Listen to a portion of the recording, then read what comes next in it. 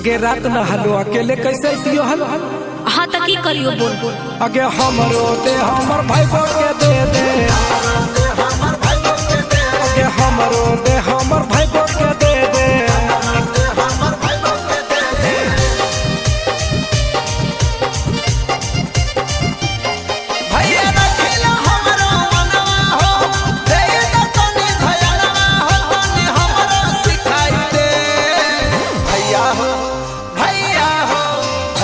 हमरो मनवा है तने हमरो दिलाई दे, भैया हो हमरो मनवा है तने हमरो दिलाई दे। छोरा नहीं फसाई रे, रतिया के बुलाई रे, कैसे जियो तोरा भैया के मन जाहो न जाई रे। ये छौरी काहे शरम आबोही, काहे लजाबोही, के करो नहीं पता चलते काहे तो डराबोही। हो तो नहीं जे तो छूछे दुनिया घिने तो घरवा खुला तो भेदे रे, घरवा खुला तो भेदे।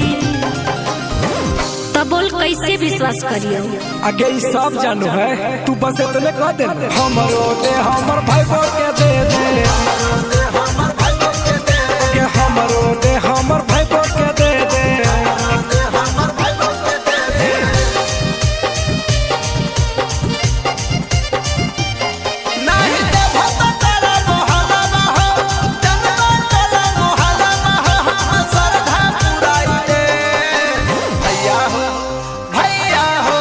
भैया हो हमरो मनवा है तने हमरो दिलाई दे, भैया हो हमरो मनवा है तने हमरो दिलाई दे। नायो देवा छोड़ा रे, हो तो मोटे हो थोड़ा रे, छोटो दे भी बोले यारे, ये भी बड़ा पावे रे। हम सब बुझे छियो, समझ ली। के छौरी हमारा खियाबोही, के करा तरसाबोही, ले लिए बोला के छौरी ना खरा देखाबोही। दीपक राज सिंह तोरा ने बुझल तो बुझाई सीधे सीधे रे, बुझाई सीधे सीधे।